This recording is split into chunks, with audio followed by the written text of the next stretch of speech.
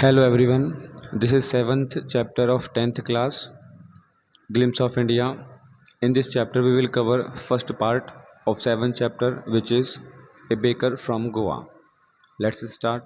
Short summary. Pader. The Paders of Goa. In old time, पुराने समय की बात है, when the Portuguese were in Goa, जब पुर्तगाली गोवा के अंदर में थे, the people of Goa loved to eat loaves of bread.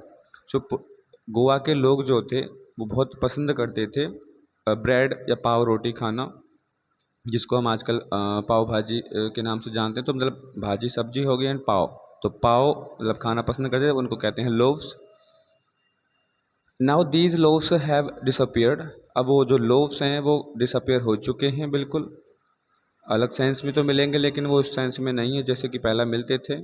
But their makers are still there. ऐसा विश्वास किया जाता है कि उनके बनाने वाले आज भी गोवा में मौजूद हैं। These bakers can be recognised by the sound of the traditional bakers bamboo. उनके पास में एक परंपरावादी बम्बू होता था, उसमें झंग झंग की जो साउंड थी वो निकलती थी। This business is still carried on by them. आज भी ये जो बिजनेस है, ऐसा विश्वास है कि वो चल रहा है उनके द्वारा। They are known by the name of Poder in Goa. आजकल उनको पेडर के नाम से जानते हैं और पहले भी जानते थे पेडर के नाम से गोवा के अंदर में। अब baker authors friend.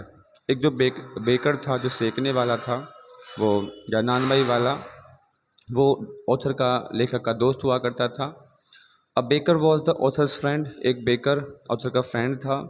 He use to come to his house twice a day. वो उनके घर पर 2 बार आता था, सुबह को, एक शाम को। He and his other family members identify him by the sound of his bamboo. वो उसको पहचानते थे, जो ऑथर था और उसके फैमिली मेम्बर्स, उसके बम्बू की आवाज़ से। And author liked to eat bread bangles. जो ब्रेड बैंगल्स होती थी, पाव की चूड़ियाँ जैसी कुछ होती थी गोल गोल, उनको खाना पसंद करते थे बच्चे।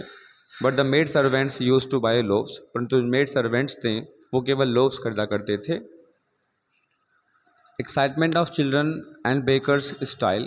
बेकर का स्टाइल और बच्चों की जो उत्साहत होती थी। The style of the baker's arrival was unique. जो उनके आने का तरीका था बिल्कुल अलग था।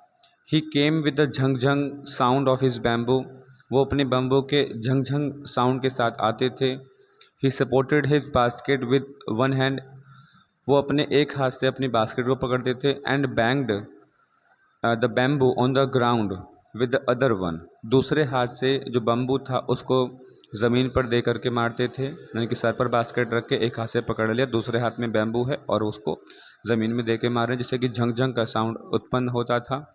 The young children would look into his basket climbing on railing and benches.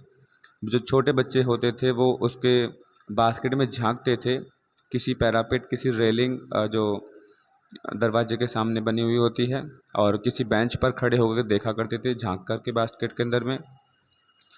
All bakers on important occasions. देखिए जो बेकर्स थे वो बहुत ही इम्पोर्टेंट थे ओकेजन्स के लिए। And all the important occasions were incomplete without bakers. जो bakers थे उनके बिना कोई भी मैरिज पार्टी हो गई, कोई ओकेज़न होगी, बर्थडे पार्टी होगी, बिना बेकर के इनकम्प्लीट मानी जाती थी। They had a separate and unique place for all occasions. Bakers का बड़ा एक महत्वपूर्ण स्थान था सभी उत्सवों के लिए। Even marriages were not held without bakers. शादियाँ भी उनके नहीं होती थी बिना बेकर्स के बिना। ब्रेड बॉल, जो ब्रेड बॉल थी वो बहुत ही इंपॉर्टेंट हुआ करती थी उसमें मिलना। The people loved to eat the ball. जो लोग थे उस ब्रेड बॉल को खाना बहुत पसंद करते थे। और डिफरेंट ड्रेस कोड, उनका जो ड्रेस कोड होता है बिल्कुल अलग होता है। The bakers had a unique and different dress code. Bakers का जो ड्रेस कोड है बिल्कुल अलग है। It was a single piece long frock. एक लंबा सा फ्रॉक वो पहनते थे। And it was a single piece long frock, single piece था long frock. It was called kabai. इसका नाम रख रखा है उन्होंने कबाई। ध्यान रहे, नेक्स्ट चैप्टर में हम लोग एक और पढ़ेंगे। तो इस ड्रेस का नाम है KABAI, कबाई।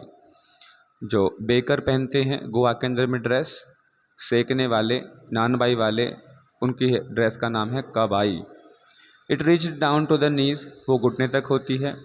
It was similar to half pants of today. वो आजकल की हाफ पैंट्स कैपरी के जैसा मतलब हुआ करती थी।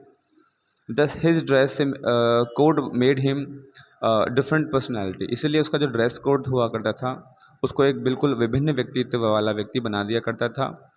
Baker led happy life, however जो बेकर्स थे बहुत कम कमाते थे, मतलब लेकिन इतना कम भी नहीं कमाते थे, वो अपनी एक हैप्पी लाइफ लीड करते थे उन दिनों में भी। एट दैट टाइम, उन दिनों में, the bakers business was a profitable profession, bakers का बिजनेस भी बहुत ही अच्छा कमाई करने वाला होता था। They collected his amount at the end of the month, वो महीने के अंत में सभी से अपना पैसा कलेक्ट करते थे। Their earnings were good to fulfil their family responsibilities, उनकी जो अर्निंग हुआ करती थी वो अपनी परिवार के चीज़ों को, जिम्मेदारियों को पूरा करने के लिए पर्याप्त होती थी। So guys, hope you will understand well and keep watching these videos to understand and get good marks in English language. Bye bye.